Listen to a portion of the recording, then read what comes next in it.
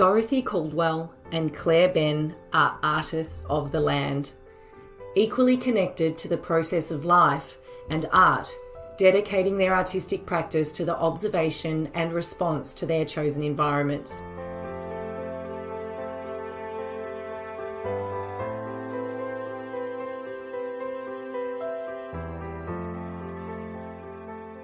From the far north of Canada, Central Australia to the Atacama Desert, Dorothy and Claire, through both a conscious and subconscious process, mimic the shapes, tones and gestures of what they encounter throughout their travels near and far, embedding the very essence of the place into their work.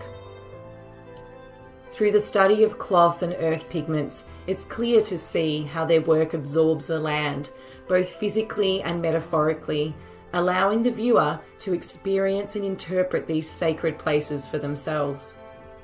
Therefore, it's no coincidence how they have connected over the years, and in this rare opportunity, we get to witness a conversation between not only two great artists, but friends.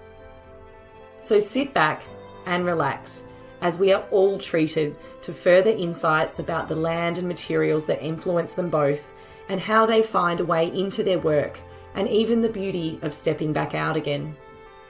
Fibre Arts Take 2 is proud to host this conversation from across 3 continents between Dorothy Caldwell from Ontario, Canada, and Claire Benn from Surrey in the United Kingdom.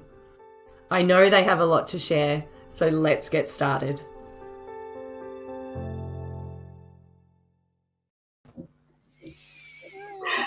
Hello. Hello. Hello, everyone. Hello, hello. Good evening. Good morning. Exactly. We have a lot of people watching. We've got over 180 people live already, which is outstanding. Thank you so much, everyone, for joining us. But most importantly, Dorothy Caldwell, thank you for joining us. And Claire Benn, thank you so much. Thank you, Ange. Thank you. Now, I'm going to shout out a few people that have kindly put some comments up. So for people that are new to Fibre Arts Take 2 feature artists, this is a very, very special occasion.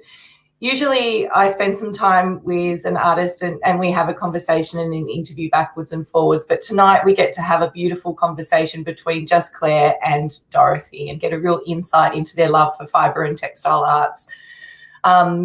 So you are more than welcome to leave a comment if something's resonating with what Dorothy and Claire are talking about. Please feel free to leave a comment. In terms of questions, we were thinking that maybe it might be better to leave them till the end so that conversation can flow. But let's see, you will have an opportunity to ask questions. So just so many people here. Patricia, thank you so much. We've got Lorna. So many people, thank you so much. And I could be here for hours popping all your names up here, and so many people. So Claire, would you like to just give a bit of a rundown on, well, I suppose we don't. How we're going to do it? Yeah, sure. Basically, Dorothy and I have come up with a little bit of a structure. We're going to start by talking about the land in a way and why we love it, and what we're both responding to, and those responses are quite different. We'll then move on to take a look at how we get started, our beginnings, and then explore the materials that we're actually using. And when we were prepping for this, the subject of how do we handle the lulls in studio time. So we thought that was worth included because due to lockdown and pandemics, that could be quite a common problem to suffer. And then we'll finish with, where are we at now and where are we going next? So that's basically it. Beautiful. Well, I know there's a lot of beautiful images to share and conversations to be had, Dorothy and Claire. So I'm going to leave you to it. I'm going to head into the background. I'll help you out. Just yell at me. I'll be able to hear you. So good luck and have fun. And thank you once again. Thank you. Okie dokie. I think we begin with you, don't we, Dorothy? And I'd like to thank Ange and Fiber Arts Take Two for bringing this together, and everyone who's come to listen. So we'll get started. So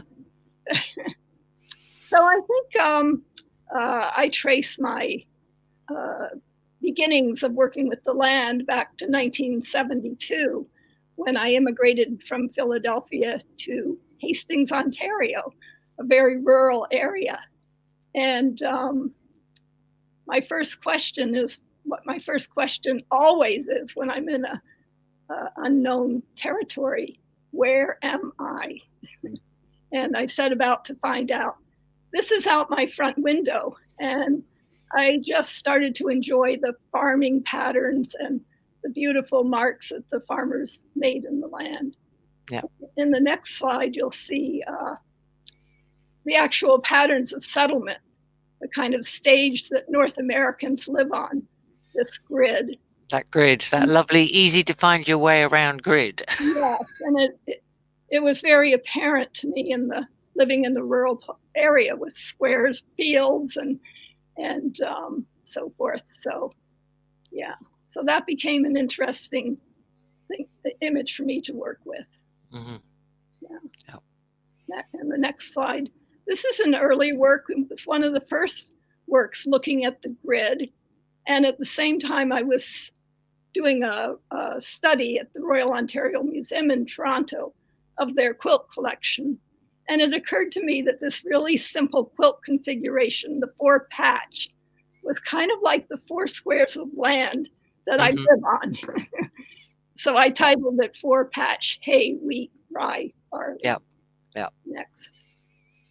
And then in the next slide, you'll see another use of place.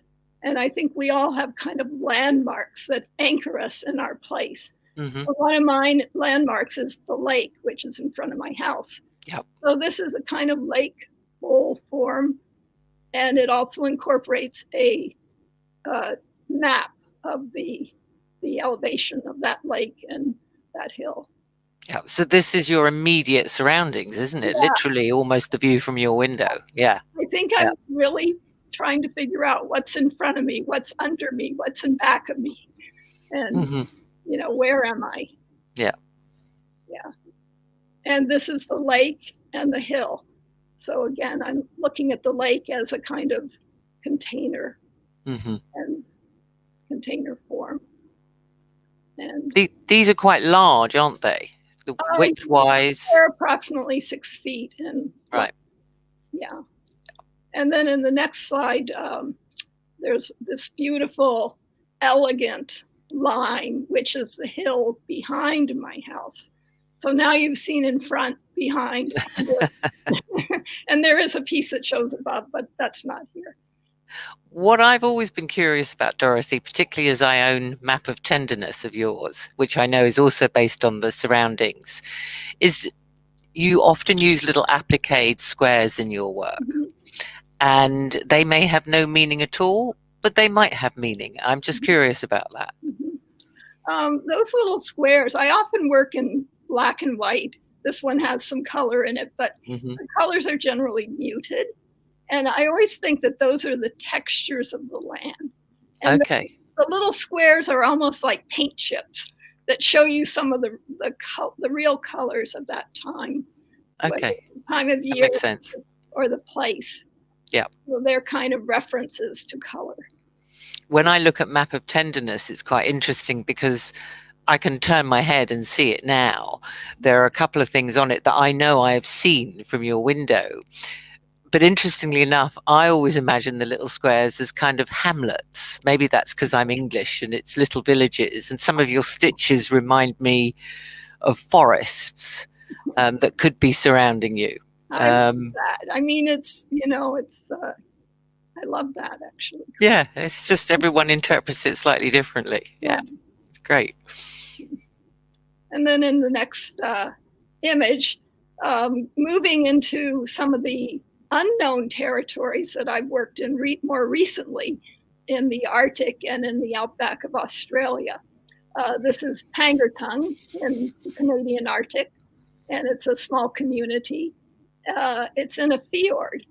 And so the same thing, I start to go, where am I? Start to look at the large geological forms.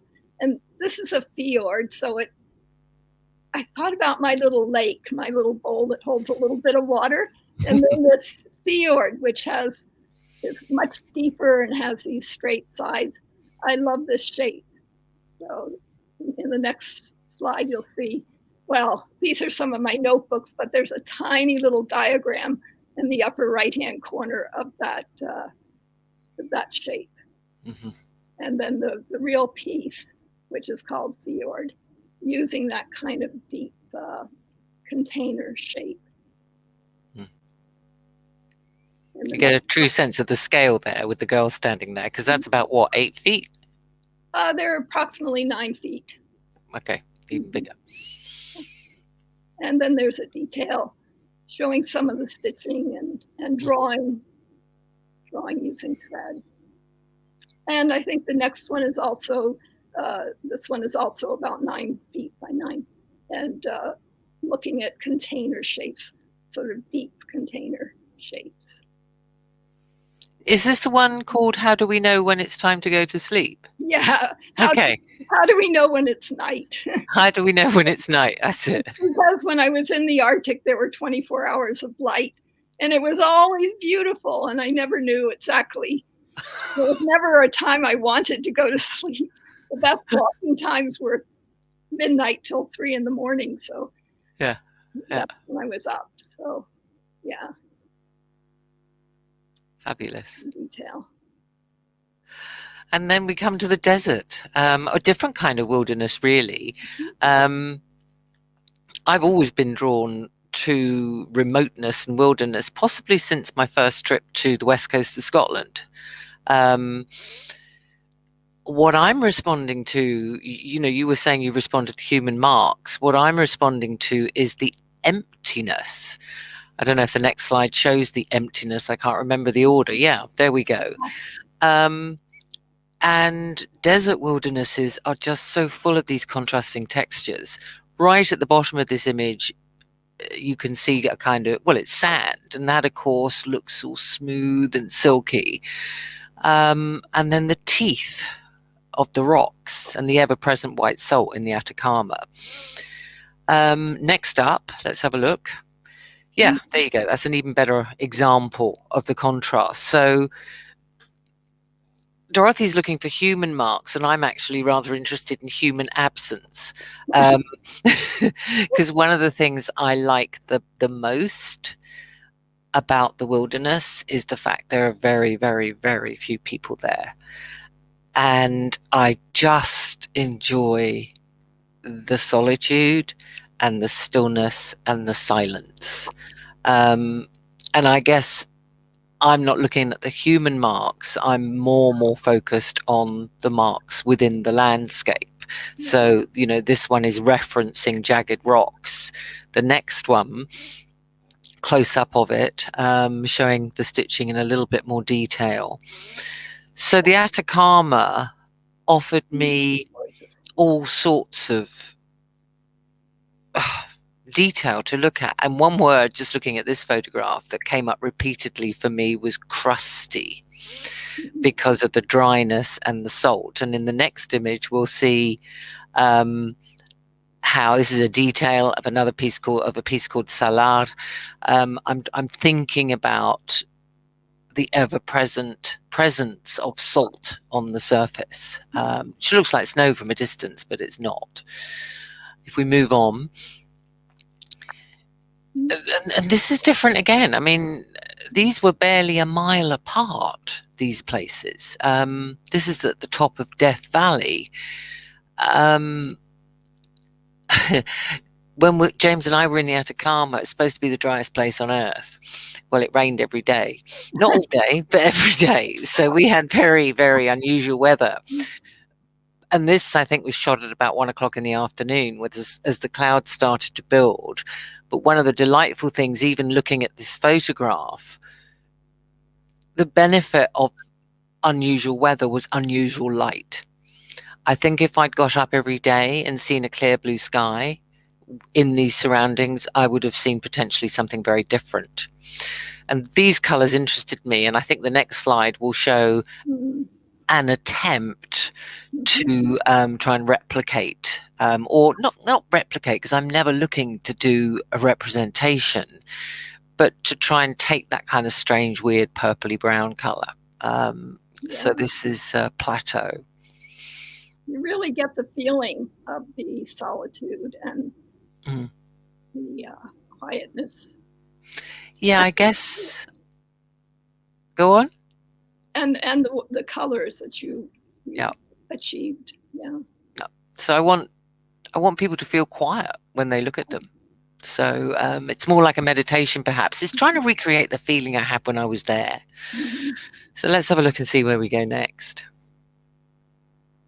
Detail. Yeah. Detail of the stitches. Now, I don't know about yours, Dorothy. Actually, I've never tried it on yours.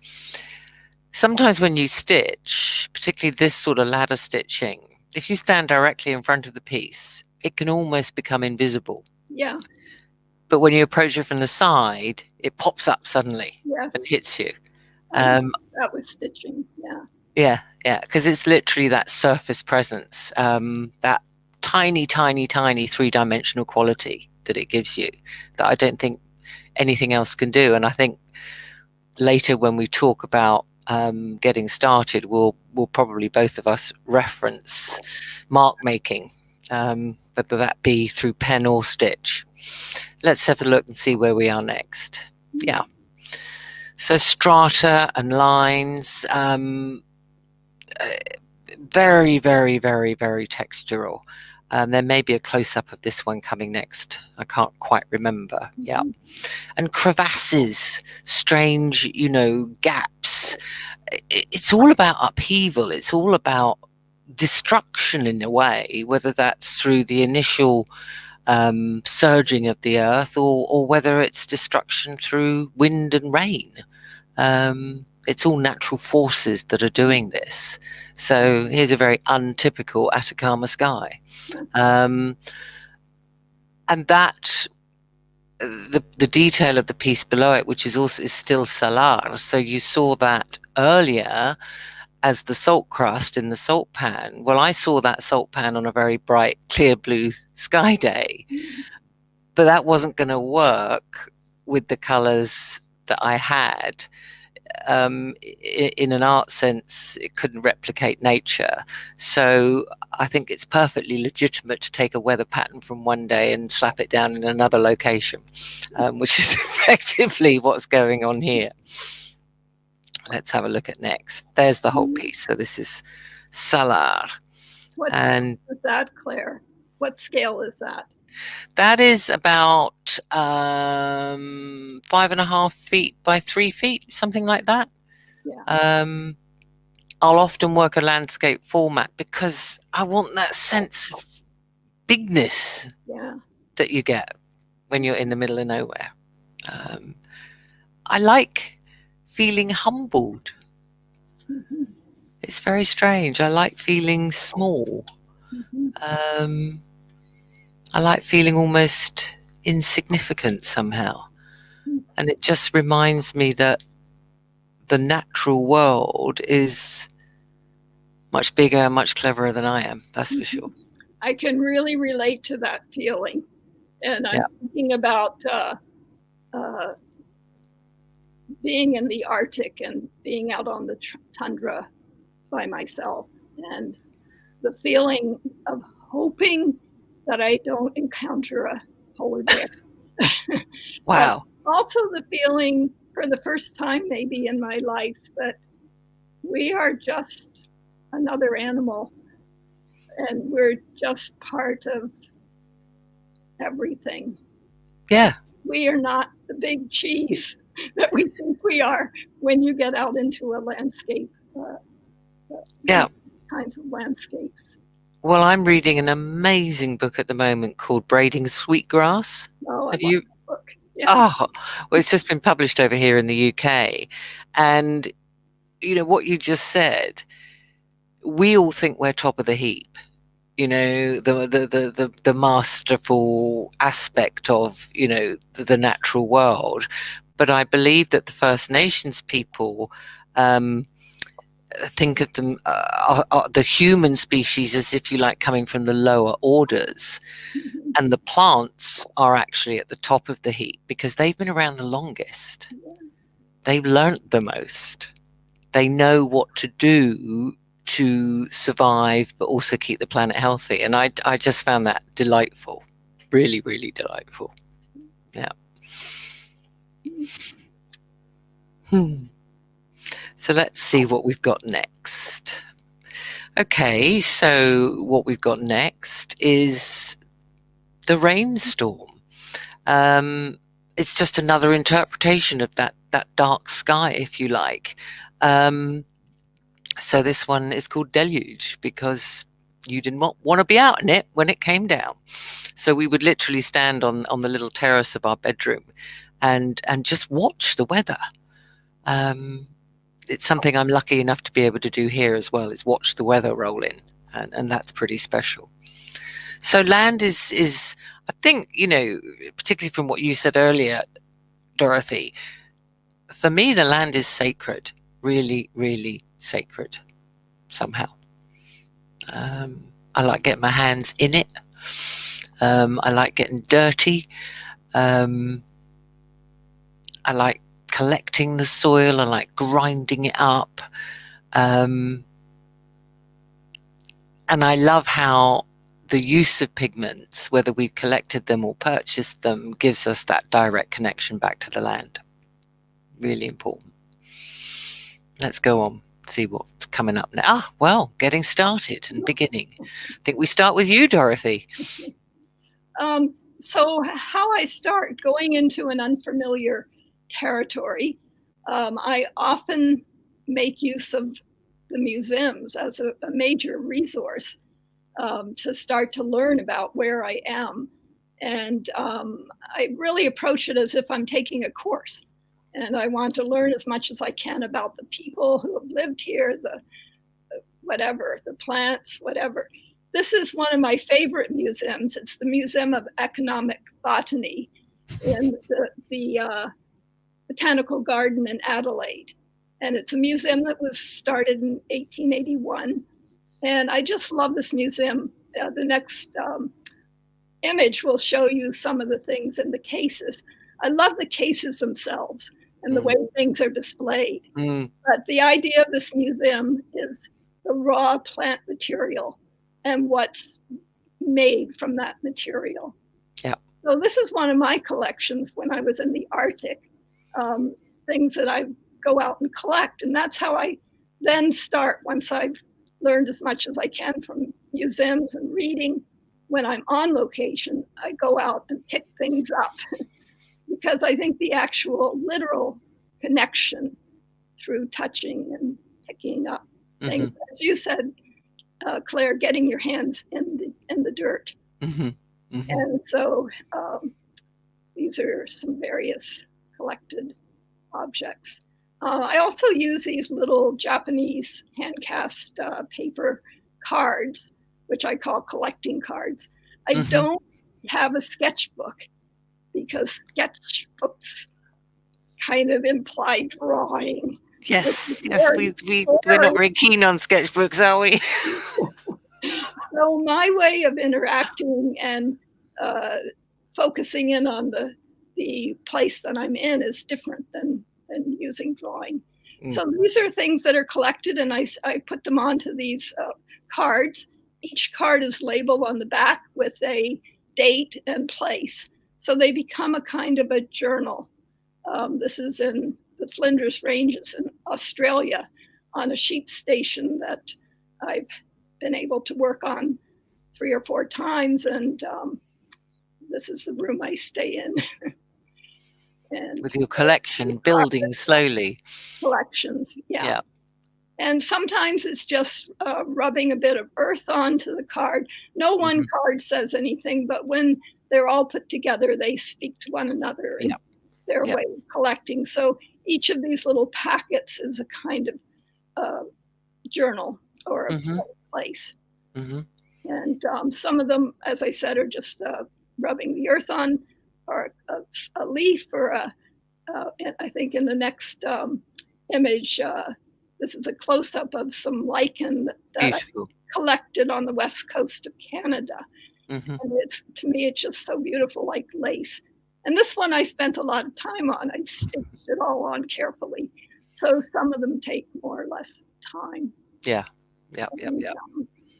And then I like to show the process of collecting when I have an exhibition. So this was an exhibition of the two parallel projects in the outback in Australia and the Canadian Arctic. Mm-hmm. And this little room I created, I called it my museum room. And it was lit with these kind of old-fashioned light bulbs, and a display of my collections and the collecting cards, and they were and things in a row are incredibly pleasing, you know. Yeah. Grid Fabulous. Yeah. is always comfortable. So this is the installation. You can see the museum room, which is the gray part, Mm-hmm. and that shows the process of what led up to the large works that were then created back in the studio when I got home. Now, this exhibition was Silent Ice, Deep Patience. Is that what it was called? Oh, nice, deep patience, yeah. Mm-hmm. Yes. Mm-hmm. And there's the hill behind my house. And just some installation shots. Yeah, no, lovely, really, really lovely. This I'm fascinated by. Yeah. Oh, and then this is, as well as collecting artifacts, I wanted to tune in to the sound of places. Mm-hmm. So I did recordings. I had a little recorder which I carried when I was walking, and recorded sounds from the Arctic and sounds from the Australian outback. Yeah. These were each. This is called an audio box, and each drawer has artifacts in it. But also, when you open the drawer, there are sounds that come out of the place. Mm-hmm. That's a lovely, lovely, lovely idea. Yeah. And I think the next images show a couple of the drawers. This was a collection of plants from the Arctic, and I was so taken by how tiny the plants are. The little teeny leaves in the right-hand corner were from a bit of deconstructed tundra. And I took a square foot of tundra and completely took it apart to see what was in it.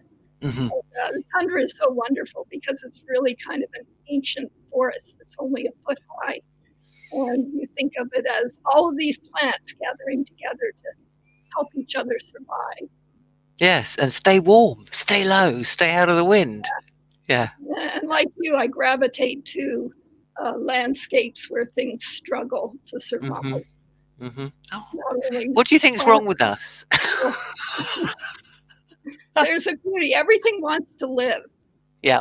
There's such a beauty in that, and how humans and plants adapt to even very extreme situation. Yeah. This is another drawer, and you talking about the plants in the tundra on Alaska. I only saw 2 plants when I was out in the Atacama, and one of them I had no idea how it must have been a bird pooping it out, the seed or something, because it was in the middle of a sand dune. Where it got its water from, I don't know. And the other one I nearly missed because it looked like a rock. Huh. The leaves are probably no bigger than my thumbnail, very low on the ground, same color as the soil, incredibly cleverly disguised, incredibly, yeah. So, but no, the collections are absolutely glorious, really glorious. And you then go on, always a question for you. What size are your collecting cards? They're maybe 2 inches by 3 inches, something like that. I like them because they're so easy to carry when I'm, fabric and a few cards are easy to carry. Yeah. When you're walking out into places, you don't want to be carrying a lot of stuff. Yeah. And we both got this sort of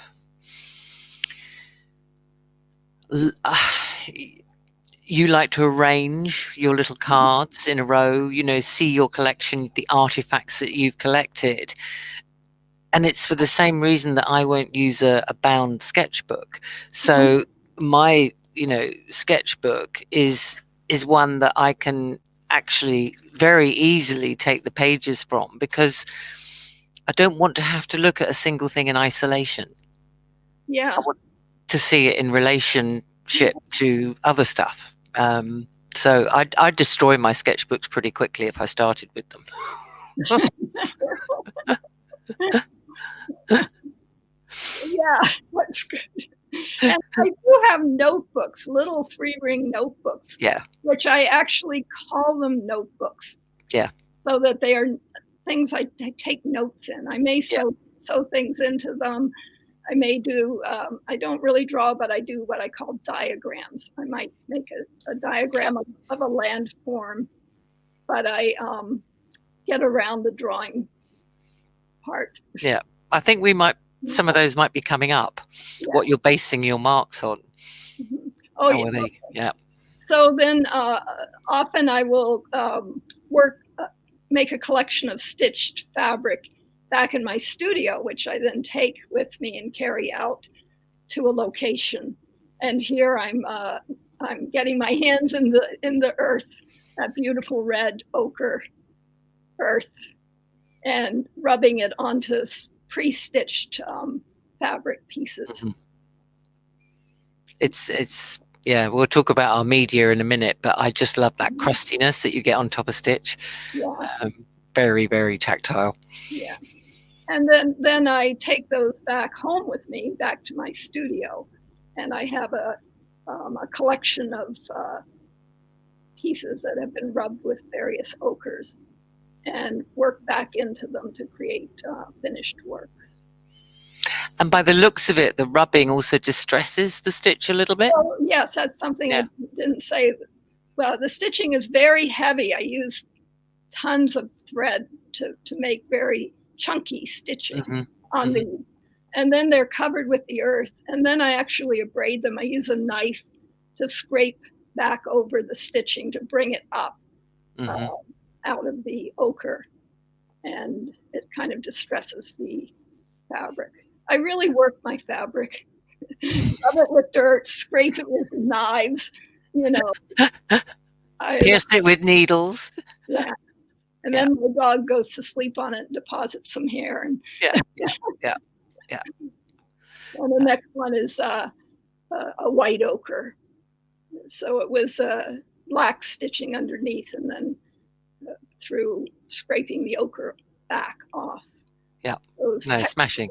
Textures came up through. Yeah. That's why it's always, I think, so difficult for us textile people when we go to an exhibition which includes textile work. The desire to touch is almost overwhelming. You want to feel it under your fingers very tactile. Yeah, I kind of like it when people do touch it and add their bit of history to it, or wear it out more. Yeah. No, fantastic. Yeah. And these are roughly how big? I'm bad at sizes. A4? 2 feet by 3 feet, something like that. Or maybe a little smaller. Yeah. This piece is called Signs.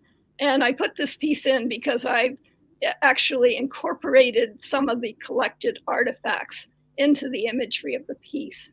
And I think in the next image, close up, you can see, you'll see some of there's a horseshoe rubbing from the dump on the on the sheep station that we stay at in the Flinders Ranges in South Australia. There's an old tin can rubbing, and I use wax and wax resist and scrape it off and discharge. Mm-hmm. And then the next image will show the collection of wire from the sheep station. And farms always have a lot of wire around. And I collected these from the dump and just from around the farm. And I just think they're such beautiful shapes, Yeah. kind of drawings. And when you put them together, they form almost some strange language. And I like them because they hold information about this sheep station and the early European settlers who worked there.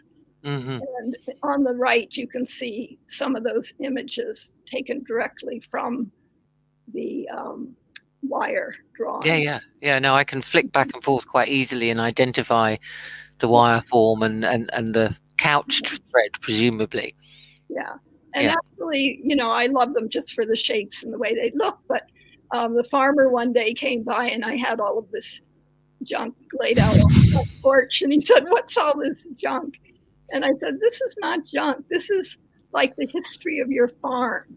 These are beautiful objects that hold history."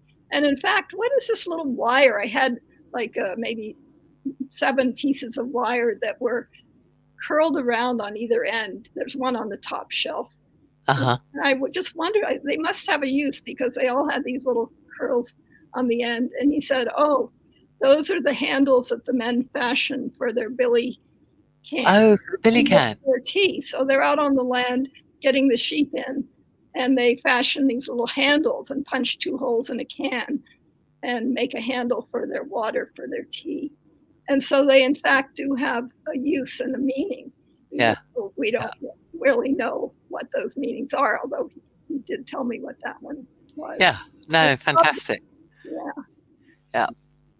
Yeah. So it's not about drawing, it is about the mark, the shape, which, you generally will translate through stitch, won't you? The couched line, or as we saw earlier, taking a rubbing. Yeah, fantastic.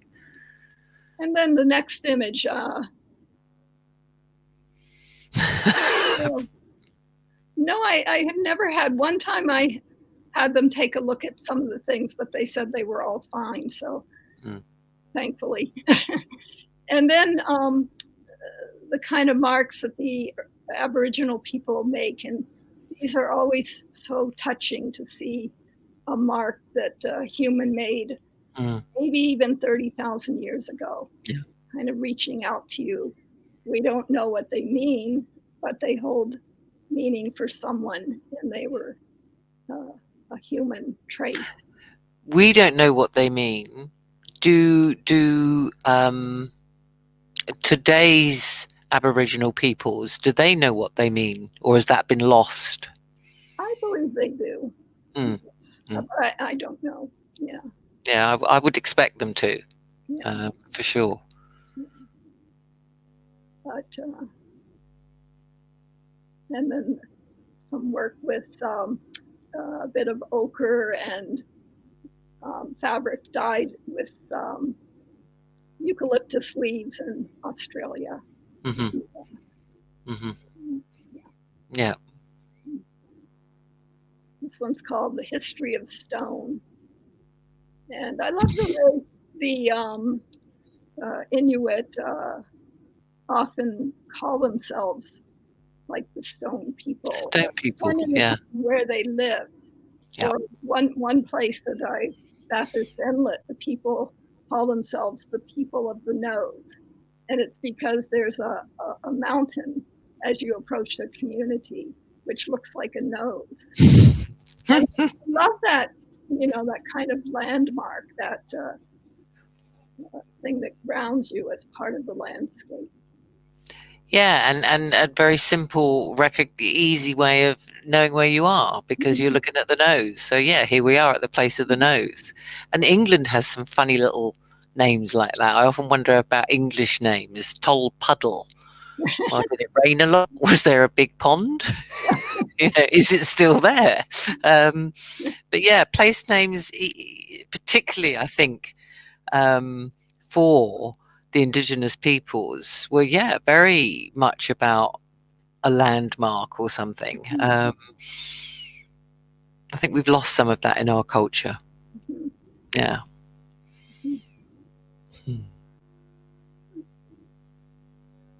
And these I put in, Claire and I both use fabric. We start with fabric that has something to work with. I generally pattern my fabric in some way before I start. It could be through marking with batik, with wax resist, or with silk screen printing, or with ink washes. But it gives me something to dig my teeth into, to respond to.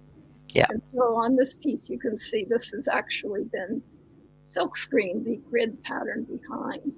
And then I can work into that. Often I hang the fabric up and I just hate it. I see all of the flaws, but then I realize those are the things that I'm going to work with. Yeah. And kind of approach it as a repair project. This fabric needs to be repaired. I have to bring it around somehow. Yeah. Yeah. And it is certainly just having something, a few marks, a bit of a color wash, whatever. It's just so much better than being faced with that blank canvas. Yeah.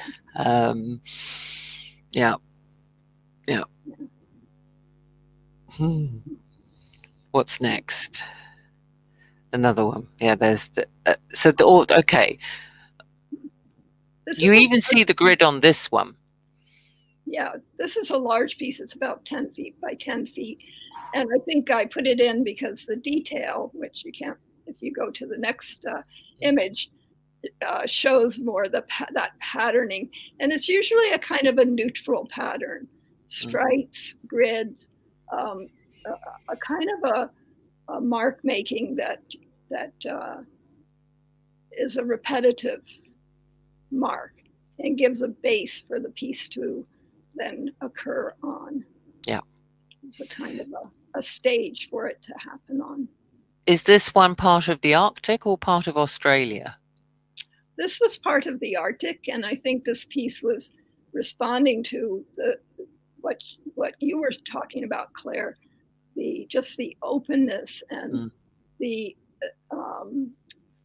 I think I went out with an Inuit family, and there are human marks, even though it looks like this vast landscape with nothing on it. And yet they would point out a little right angle, which was a food cache, or a little pile of rocks, which was a fox trap. So there are these tiny traces of human activity, and they were very precious. And I think in this piece, I wanted to have that kind of openness with these little areas of activity. Yeah. That to me were that feeling of coming across a human mark. So you talked about when we see the detail of this one, it's the repetitive mark. It's quite a simple mark, but again, you are presumably drawing that mark by something you've seen up there. It's I think it's kind of responding to the tundra and this kind of web of plants that go together in this dense kind of mat to help each other survive. Yeah. And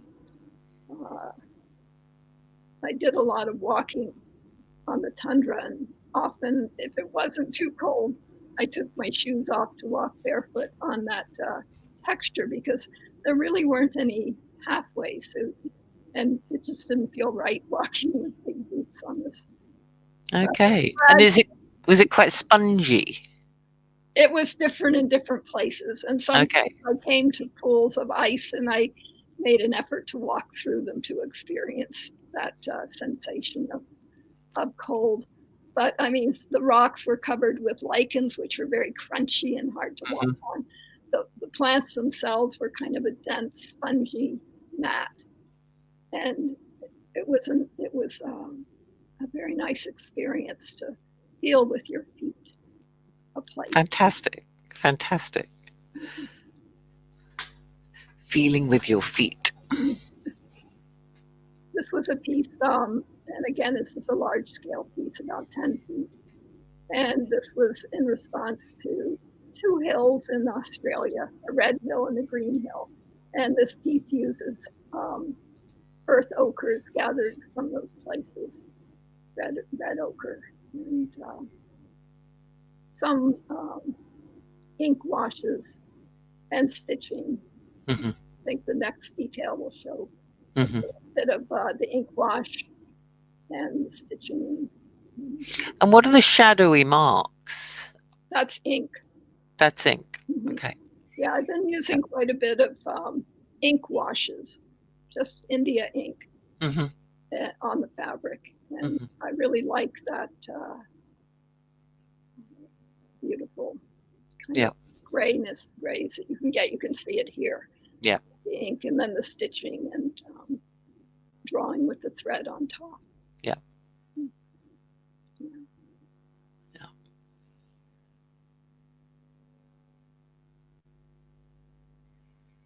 Well, the black and white grid is either done with wax resist or silk screen printing. The wax resist takes a long time because it's all drawn by hand. Onto black fabric. When I wanted to start to do larger scale works, I had to think of a way to make that quicker. And so I did drawings, which were then made into photo silk screens of the grids, and those were silk screened on.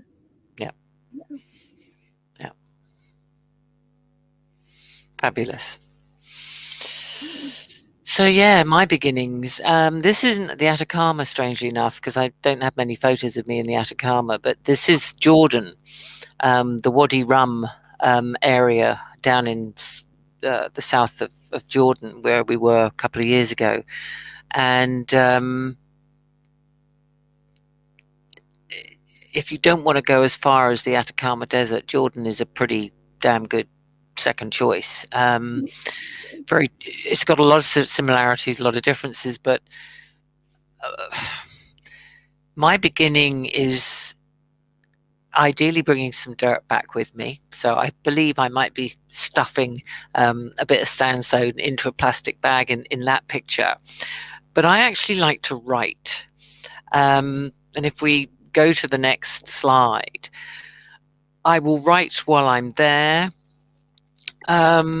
And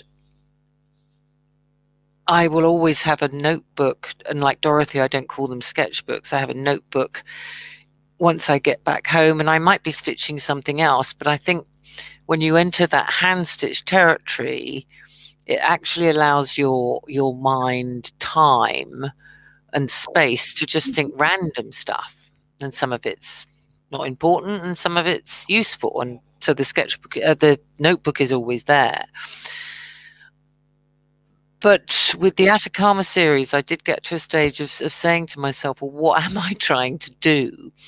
And I did a lot of writing around that, pages and pages, but tried to then bring it down to one sort of brief statement. If we could go back to the previous slide for a minute, to create a representation of a wild place or a landscape, the key visual elements or features that stay with me.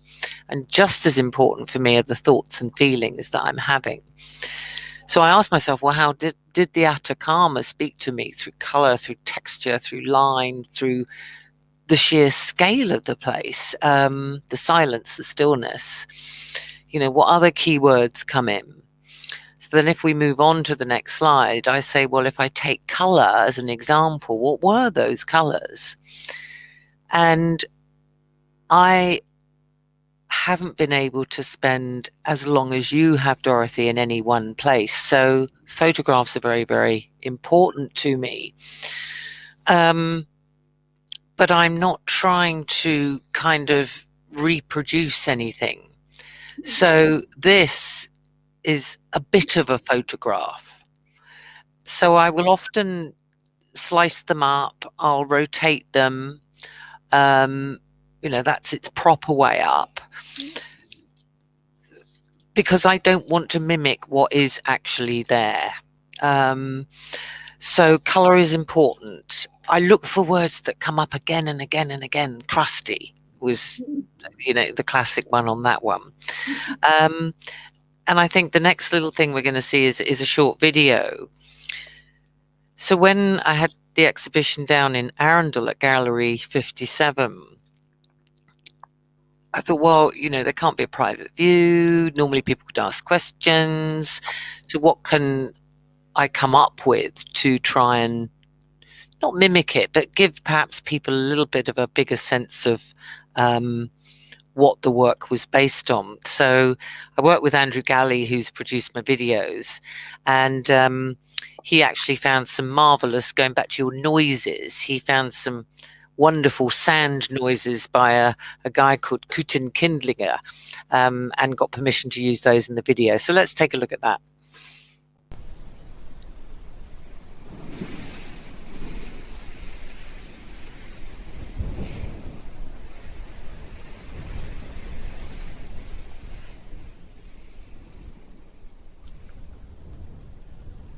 An eternal ground that doesn't care. It asks for nothing, and I'm aware it is indifferent to my me. I am tempered by the emptiness and its lack of interest.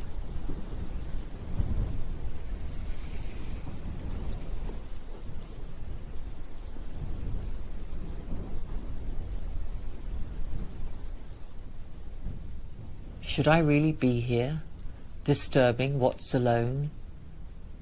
It doesn't need a witness to the slow shifting, creeping, shuffling of stone. The way it was, the way it will be, always.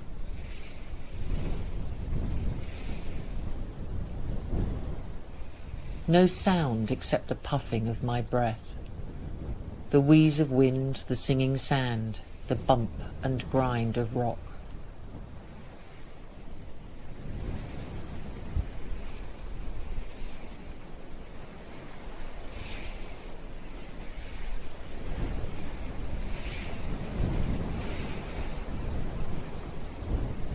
Old earthly happenings, shudderings and shakings, making mountains, valleys, domes and gullies, craters, fissures, dunes. I stare, enraptured by enormity.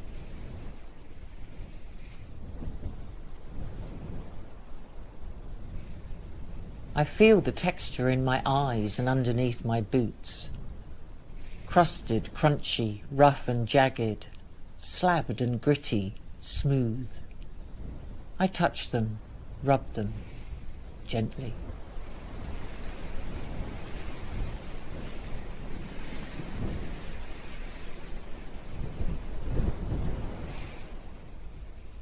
Colour. Mixed up, stacked up, scattered, layered, captured, blended, ground. Orange oxides, mauve and brown, chestnut, salt white, sand. I hold them in my hand.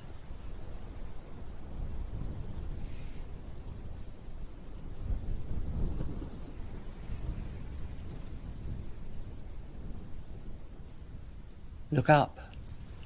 Cloud formations wander slowly, steadily, seemingly benign, until unusually they turn from white to black, unleashing torrents that attack unsteady rock.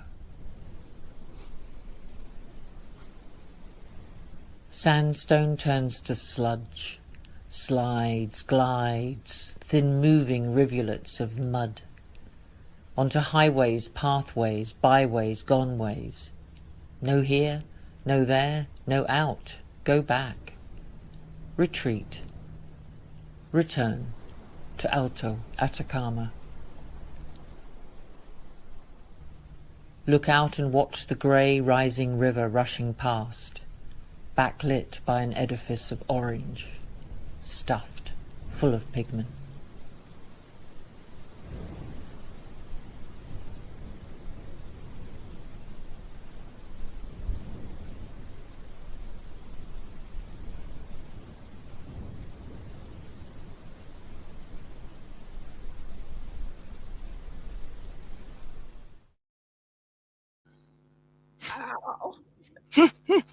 Oh, I don't normally write poetry, but every now and then it comes to me. So luckily it came to me that moment. So yeah, I just felt it was a good introduction. So writing, very, very important. What else have we got coming next on the slides, Ange? Some people call it sampling. I don't. I call it exploring, because it takes me back to the land. When I'm in the land, I'm exploring. It's new to me. And so I want to use the same way when I start approaching the blank canvas, the bit of cloth, and trying to get stuff down. So these are some of my early samples, some of which have made it onto,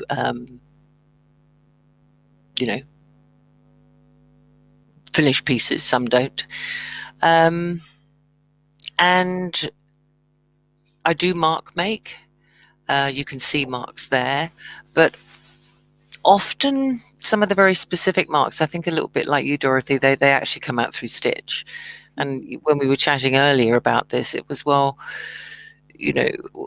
how come making a mark with a pencil or a pen is in the fine art world somehow more acceptable than making it with a line of thread?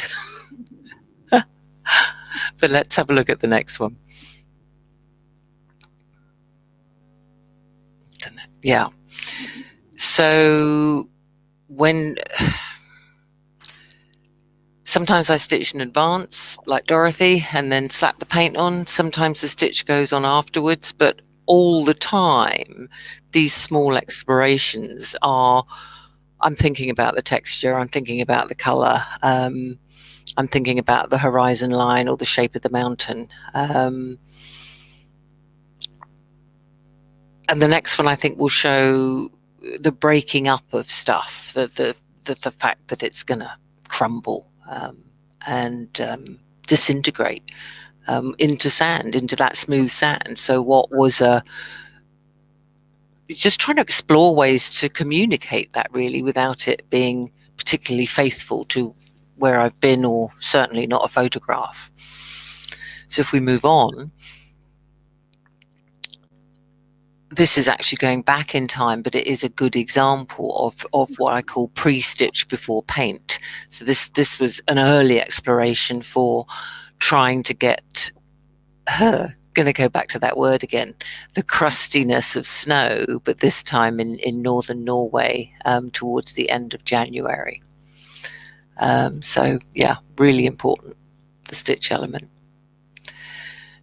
And that was a gift to me. The next piece will show the response to it in terms of color. Yeah. But funnily enough, when I was making this, I was thinking more about the fact that because of the rain, there had been an unusual amount of mudslides, which is why this piece is called Slide. So if we move on and look at the sort of whole thing, it does reference that earlier photograph. But in my mind, I was thinking more about the landslides and the mudslides that had actually stopped us visiting a couple of places. But never mind. Never mind. And I think this piece brings up like how much you allow things to happen and how much you have a preconceived idea of what's going to take place. Because you had this place in mind, but then the actual making of the piece is allowing this material to do what it is. And finding that balance of, having your idea or your feeling really more, and then allowing things to happen in the process. Absolutely. And you I know don't work to a plan either. I mean, this is something that comes up sometimes. We're not designers. We use design principles. I prefer to call them compositional principles, but we're not designers, we're artists. And I think I like to work in what I call a call and response. I do something, I respond to it. And that leads me to the next thing. And I think your work teaches you.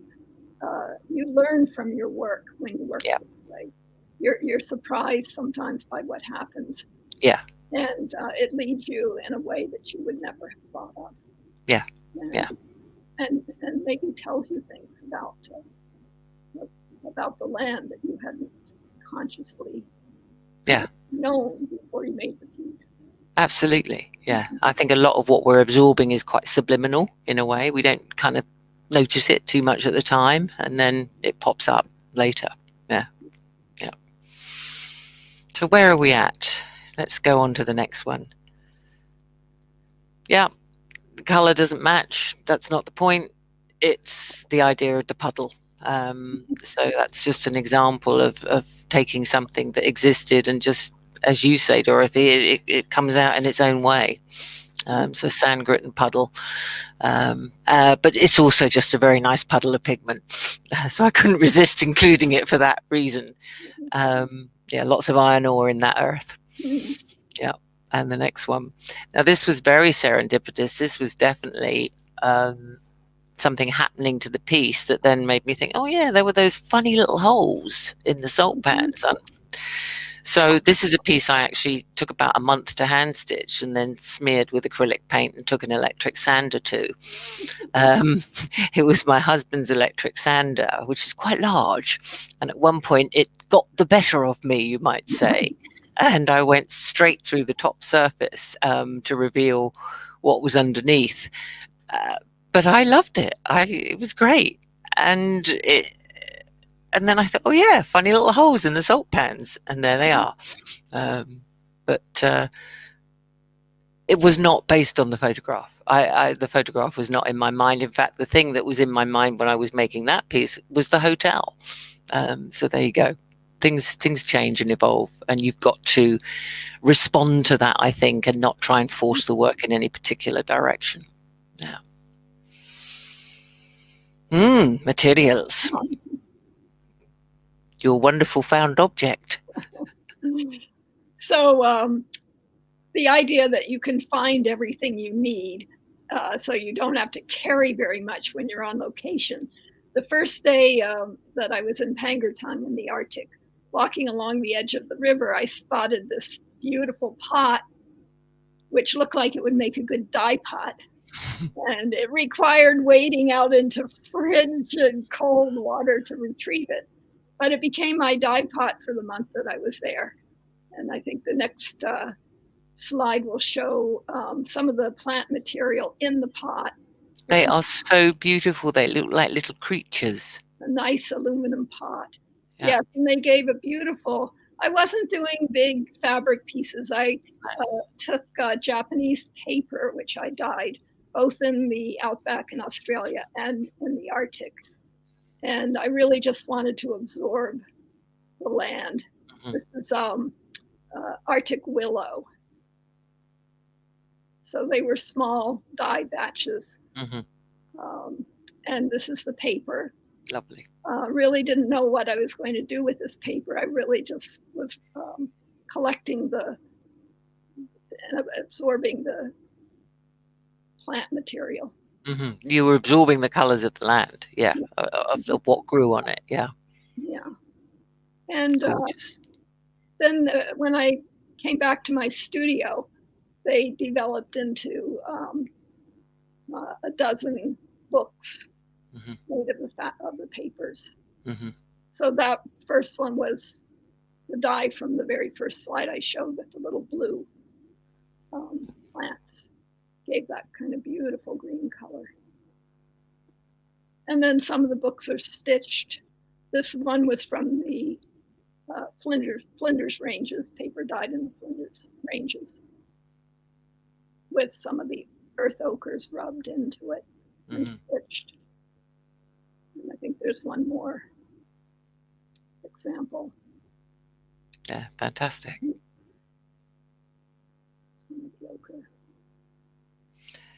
Yeah, and you you said earlier that you do a lot to your cloth.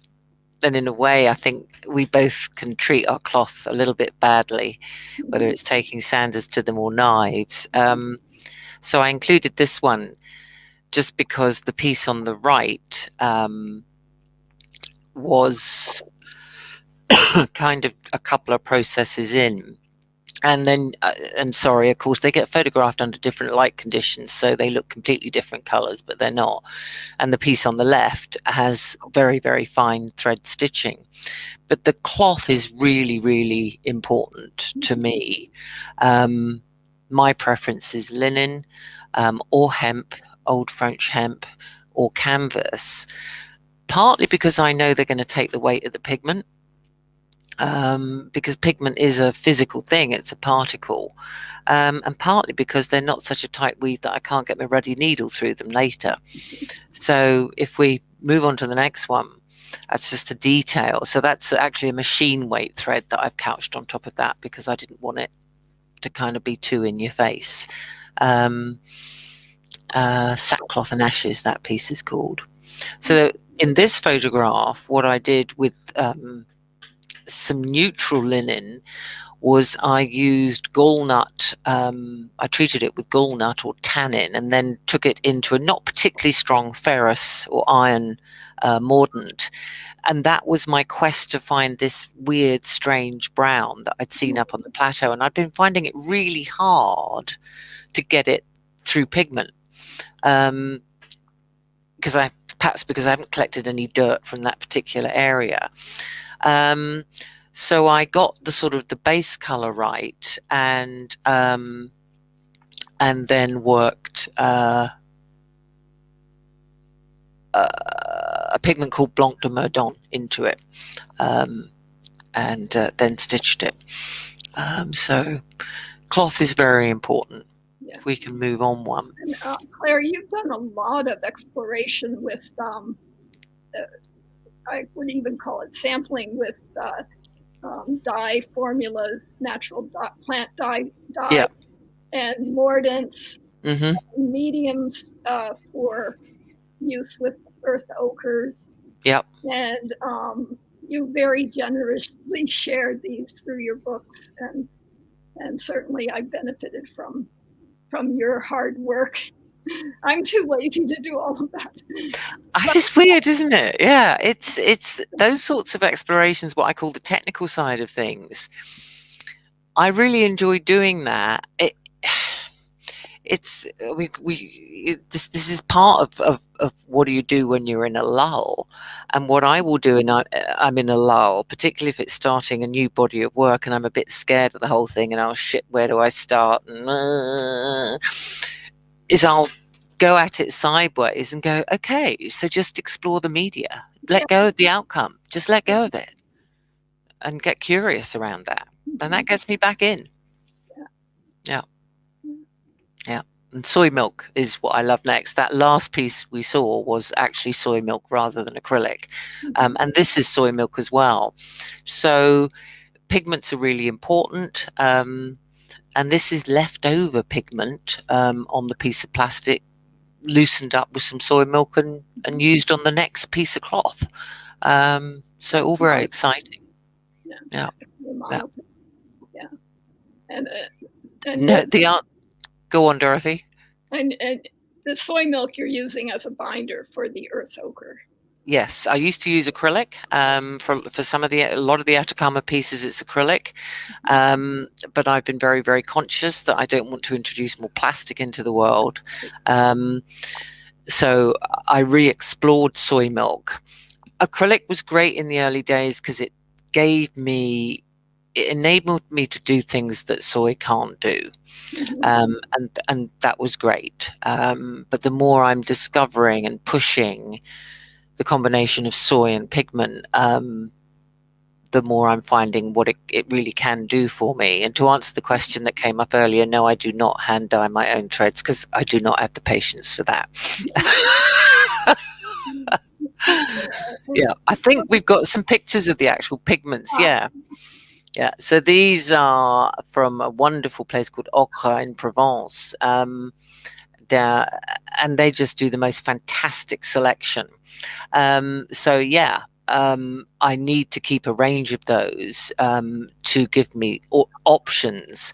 But in the next image, we'll see a pestle and mortar up on the right there, and that's Atacama dirt. And down at the bottom left, it's taking that twice beaten up and sieved dirt and then using a muller to grind it and grind it and grind it and grind it and grind it into finer and finer particles. And then I just kind of leave that to dry and shove it in a pot and use it later. So pigments connect both of us, I think, back to the land. They are of the land and they take us back there. So what do we got next? Oh, okay, thread. That's another media for both of us, isn't it? Another material. I have to admit that when I made this piece, which is called Hachi, I did the base and then I added the stitch, thinking that that would kind of do it, bring it to conclusion. But sometimes when I put the stitch on top of the pigment, and in this case acrylic, it can look like an afterthought. It can look as if it's simply just been put there. It doesn't feel completely part of the work or embedded in the work. And that's when I take paint to it, to make it belong more. And this is another example of the same thing. It's stitched, but it's got paint on top. So it's the cloth, it's the pigment, it's the thread. You know, that's what does it.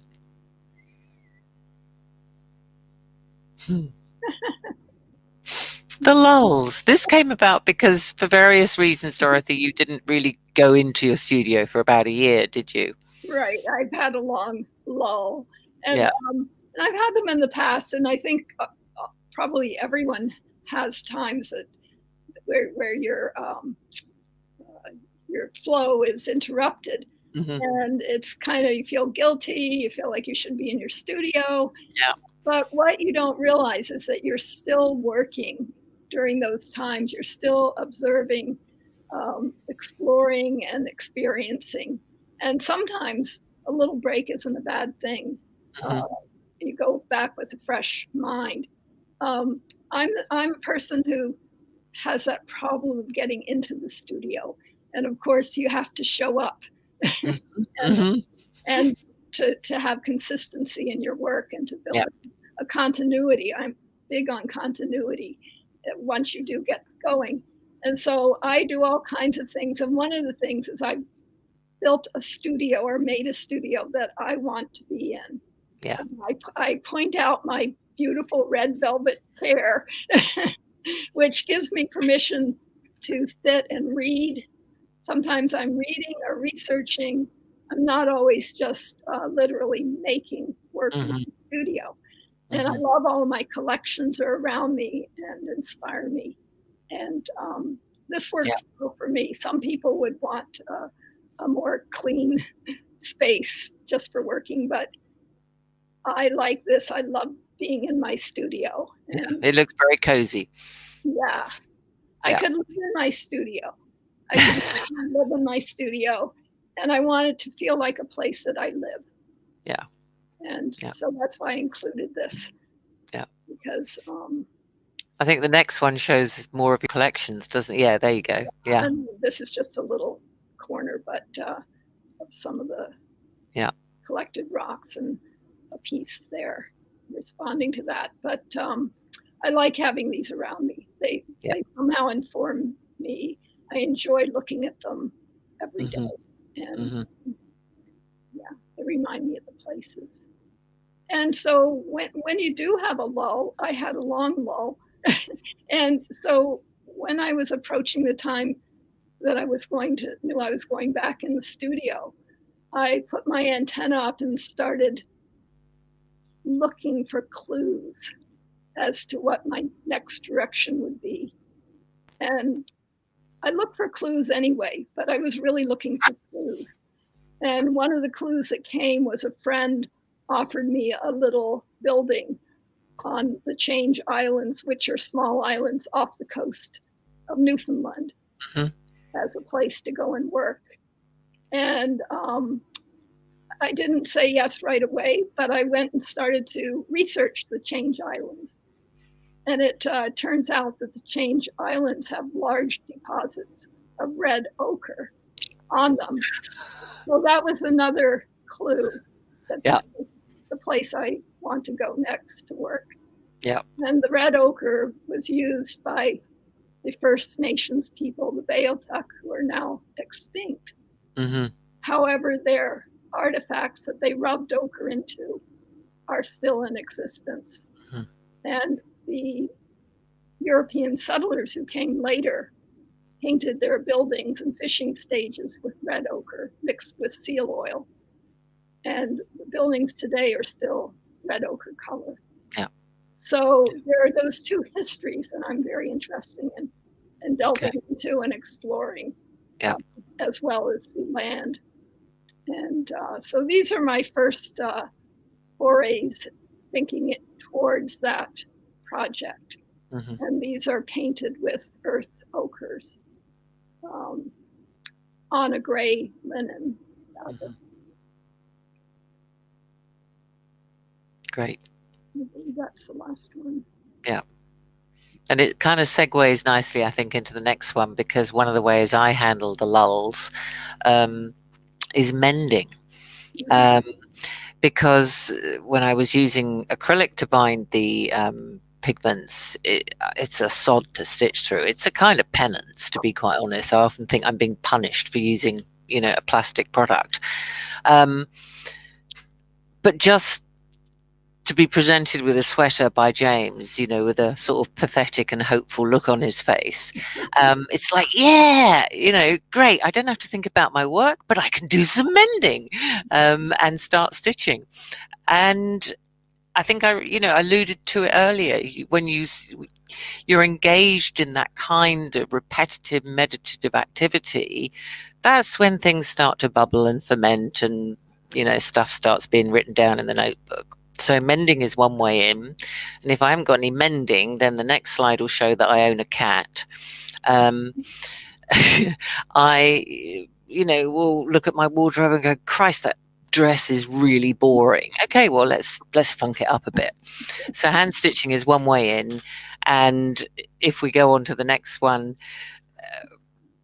I talk about using technical investigation of materials as another way in, because I've got nothing to lose other than discover new stuff. It's not as if I'm dealing with a composition. So these are just samples of various different earth pigments or mixes thereof.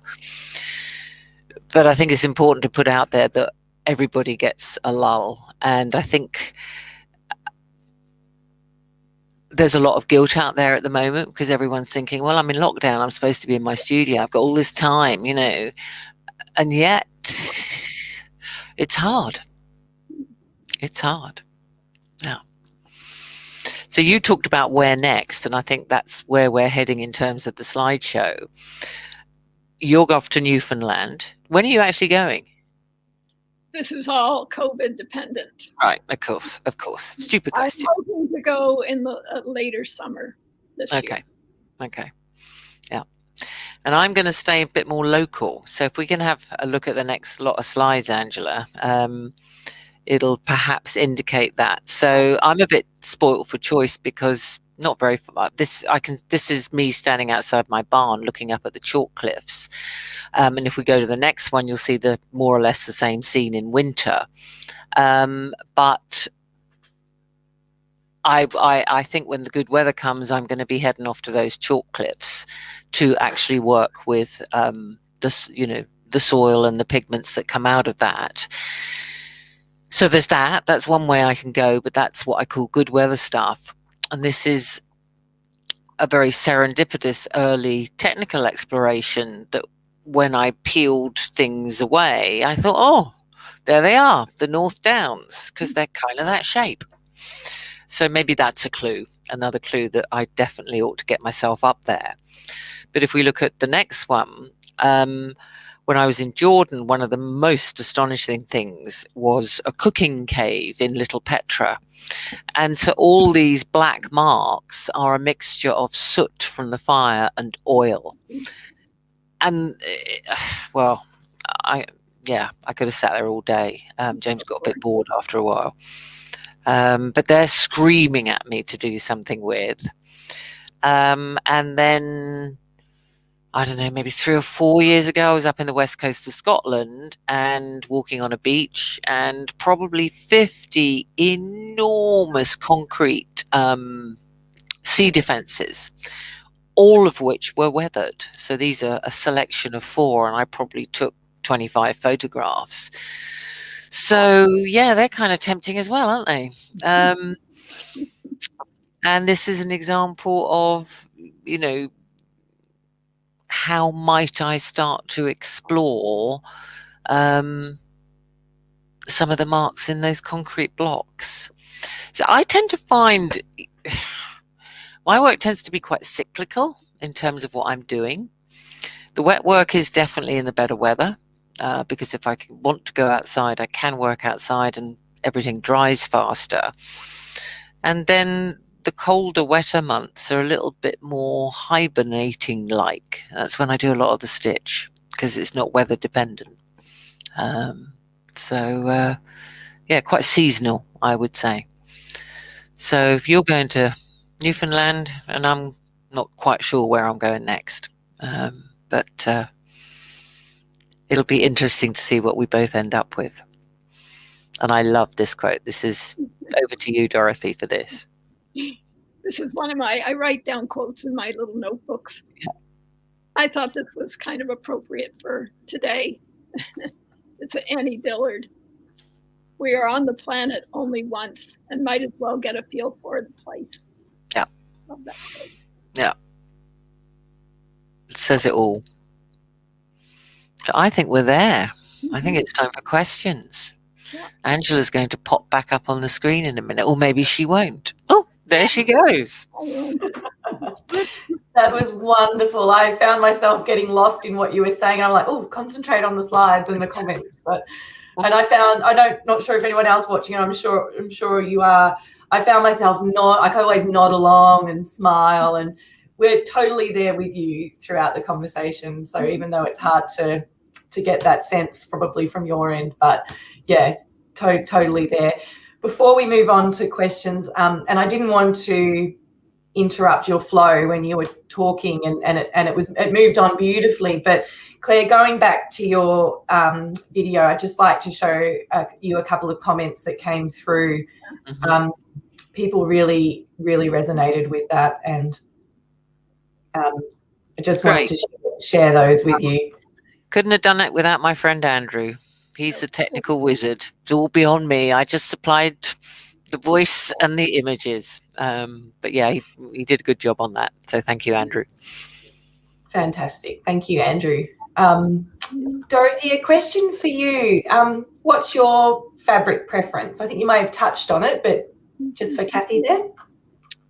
Generally, I use cotton, cheap cotton, stuff that I don't have to be careful with. Yeah. I've also been using linen more recently. And I often work on black. Start with black. I used to do quite a bit of discharging using wax resist and discharge. That's how I got black marks on a white background. I've kind of eliminated that from, it's a little bit like Claire, you eliminated the plastic. Mm-hmm. And I've eliminated the bleach because it's a material I didn't feel comfortable working with anymore, although I love the results of it. Yeah. And that is great to know. Thank you. Claire, one for you. How do you get the stitching to lay so flat on the cloth with no puckering at all? Is that Well, it depends what I'm stitching. If it's got acrylic and pigment on it, it's easy because it's stiffened. Yeah. And even you might have noticed the same thing, Dorothy. Even when I switched to binding the pigment onto the cloth with soy milk, the soy milk takes it to a cotton organdy kind of feel. It's slightly stiff. So actually it is quite easy to manage the tension. And certain pieces I will tack them onto a backing cloth before I start, and that helps to keep everything stable. But I think it's just practice. You get used to the tension. Practice, yeah.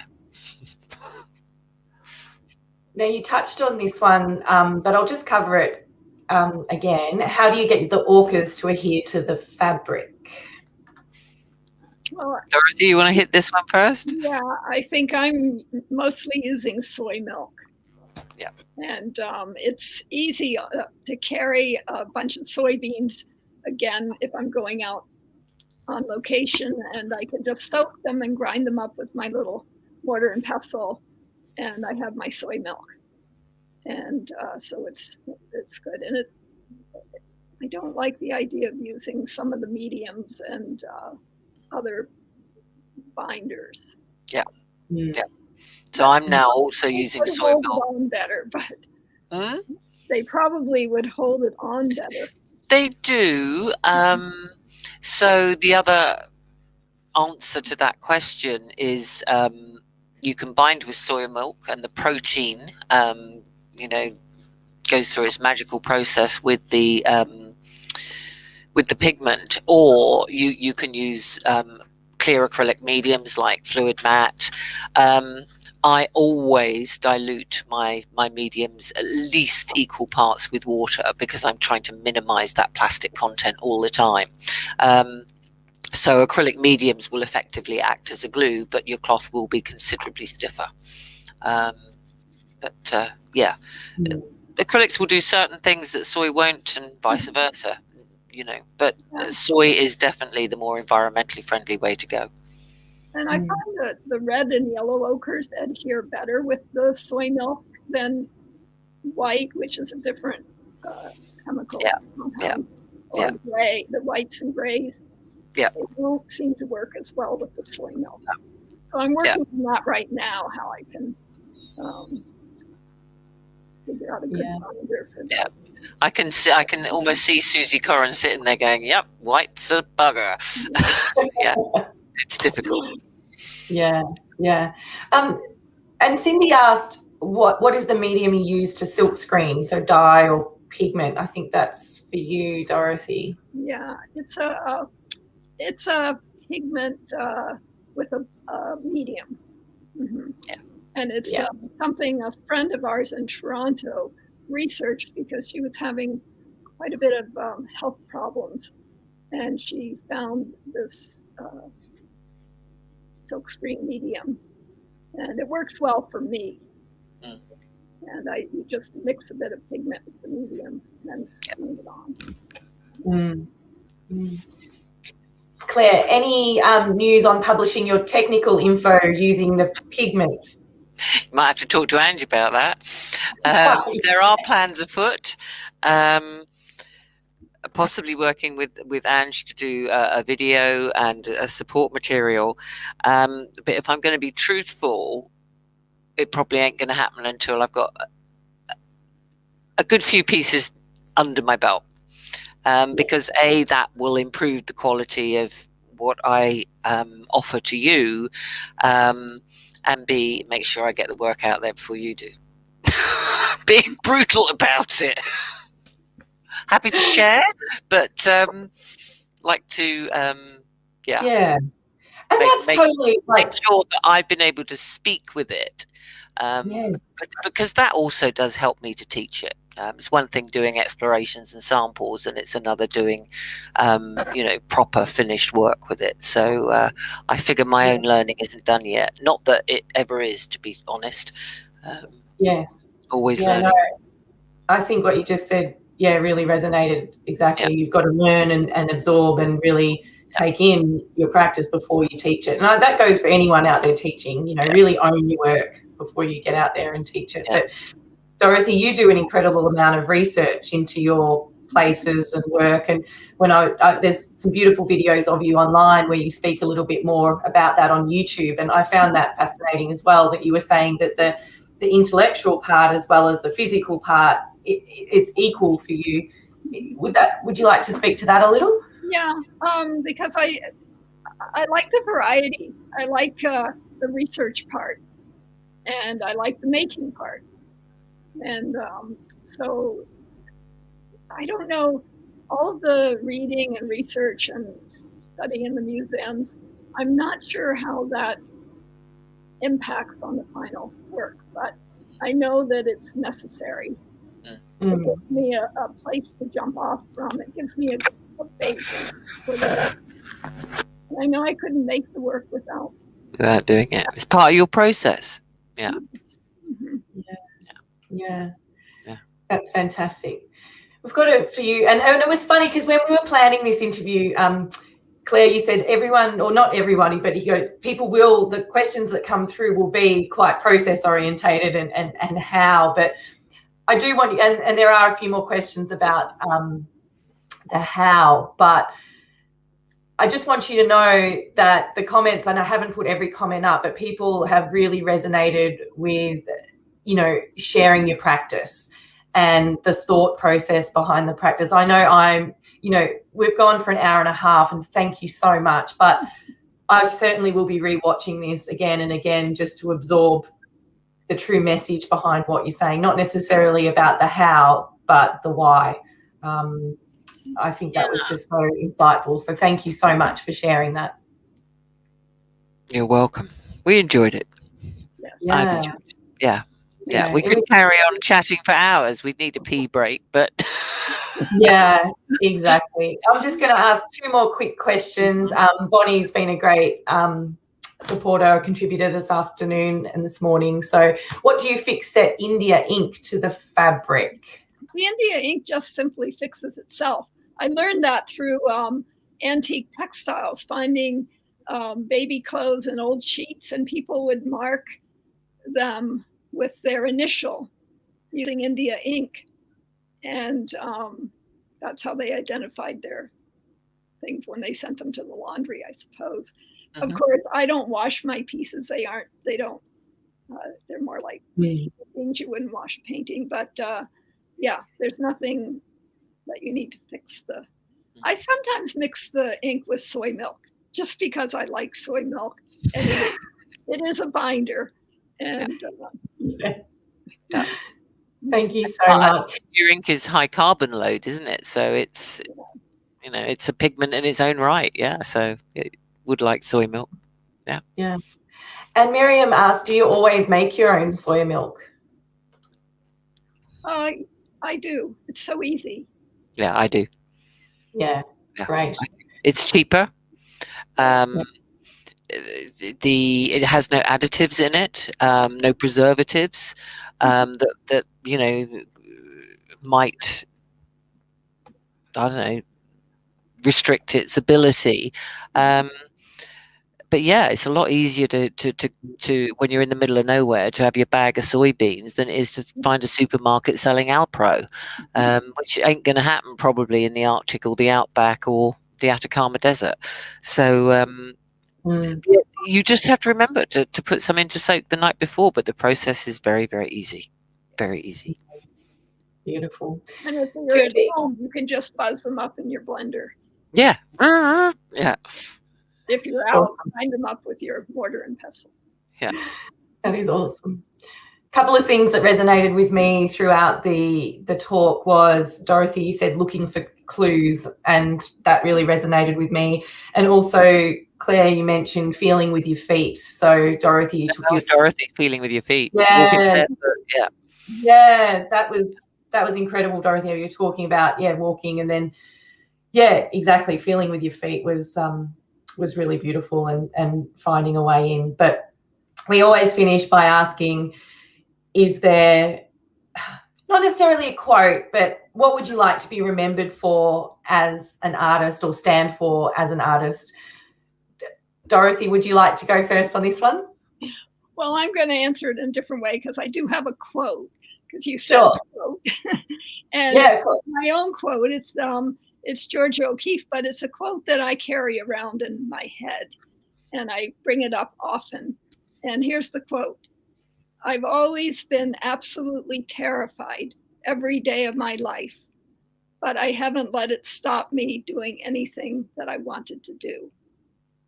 And I have to say, I did bring that up when I was out on the tundra the first day, and they had warned us about polar bears. And I brought that to mind and thought, just enjoy this, get over your fear and do what you want to do. Yeah. Thank you. That was amazing. Yeah. And doing something like this is quite scary too. So thank you. Yes, I did bring that to mind this morning. I bet. And Claire, Well, anything in mind? yeah. Last time I was on Friday Artist, I quoted Martin Shaw, but I think I'm gonna go with braiding sweetgrass, because something really resonated in that while I was reading it, and it is about land and it is about the earth. And she writes, becoming indigenous to a place means living as if your children's future mattered, to take care of the land as if our lives, both material and spiritual, mattered and depended on it. Can we as a nation of immigrants once again follow Sky Woman's example to become native and to make a home? And that kind of sums up how I feel about the earth. But I also think you have to become indigenous to your studio.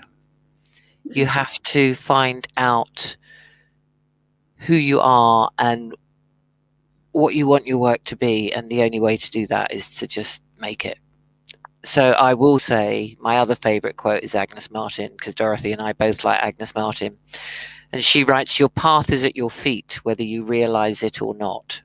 That is the most important thing I can say, but I will not enlarge upon it. Like, oh, damn. It's for you to figure out, yeah? Yeah, it's for us to figure out. Yeah, exactly. And it goes back to the last slide that we showed about we might as well get a feel for the place, hey? Yeah, absolutely. Absolutely. Yeah. Well, thank you so much, Dorothy and Claire. It's just been so insightful and generous, and a lot of work went into behind the scenes and lots of conversations between both yourself and Claire, and a bit of technical work around, and it's just been wonderful. It's gone off without a hitch. So thank you, technical dots. Thank you. You've done a lot of work too, Ange. So it doesn't feel like work. It's just I want it to be great for you all, and for everybody that's watching. Thank you so much for tuning in. We always end with a slideshow, and that's your chance to pop your comments up and say thank you to Claire and Dorothy for their wonderful conversation tonight. And yeah, we hopefully will be back next week with another interview, more traditionally. This was a very, very special treat, though, to have two great artists in conversation. So once again, thank you so much. Thank you for hanging in there, viewers. Oh, and they did. We had so many viewers, and there's still 150 people. Good on you guys. Can't believe it. It's incredible. So, all right. We'll see you next time. Take care. Bye.